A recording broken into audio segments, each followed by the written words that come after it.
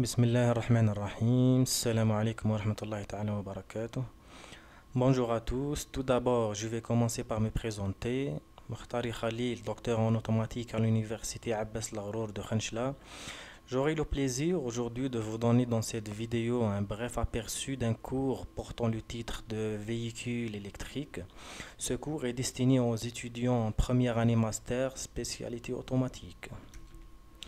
Donc, il y a 7 points dont je vais discuter. Le premier point concerne la présentation de l'auteur. Nous allons par la suite connaître le public cible, les objectifs du cours, les connaissances préalables que l'apprenant doit savoir, la présentation du cours ainsi que le mode d'évaluation et finalement nous aurons un résumé de conclusion dans la 7e section.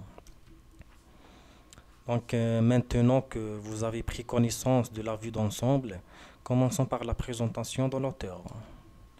Donc ici, vous avez mes coordonnées, vous pouvez me joindre à tout moment pour toute question ou clarification que vous pourriez avoir. Nous passons maintenant au public cible. Donc c'est quoi le public cible? Tout simplement, le public cible sont les personnes ou les étudiants auxquels ce cours est destiné. Donc notre cours est destiné aux étudiants en première année master, spécialité automatique. Dans cette section, nous passons aux objectifs du cours. J'aimerais bien vous en donner un aperçu. Donc ce cours se concentre sur la technologie derrière les voitures électriques. L'objectif est d'aider ces apprenants à construire une réponse personnelle à des questions comme celle-ci. Les voitures électriques. Est-ce que les voitures électriques seront-elles les dernières à circuler dans les métropoles de notre époque? Est-ce que le gain environnemental associé à l'électrification des véhicules justifie des investissements massifs dans les infrastructures de charge?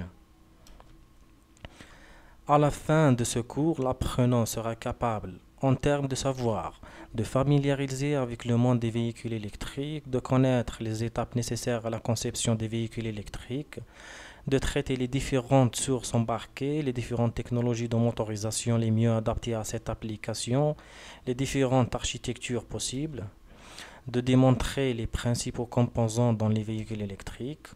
En termes de savoir-faire, l'apprenant va entraîner à la modélisation, l'analyse et la commande des véhicules électriques, de construire un algorithme régissant l'application des entrées du système électrique pour amener le système à un état souhaité. Donc nous passons maintenant aux prérequis où nous allons voir les connaissances préalables dont l'étudiant a besoin pour pouvoir apprendre ce cours.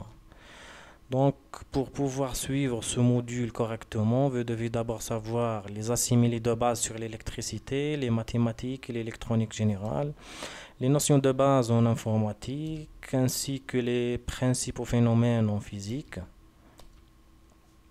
Et voilà, dans cette section, je vais présenter le cours. Je donnerai un bref aperçu de son contenu. Notre cours est divisé en 3 chapitres. Le premier chapitre est dédié à l'état de l'art de la traction électrique, l'évolution technologique effectuée dans ce domaine.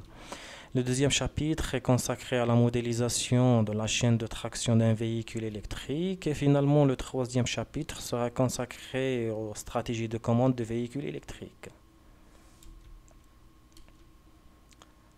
Pour le mode d'évaluation du cours, l'évaluation finale se fait à travers un examen final sur table et couvre tout ce que vous avez vu dans ce cours pendant le semestre.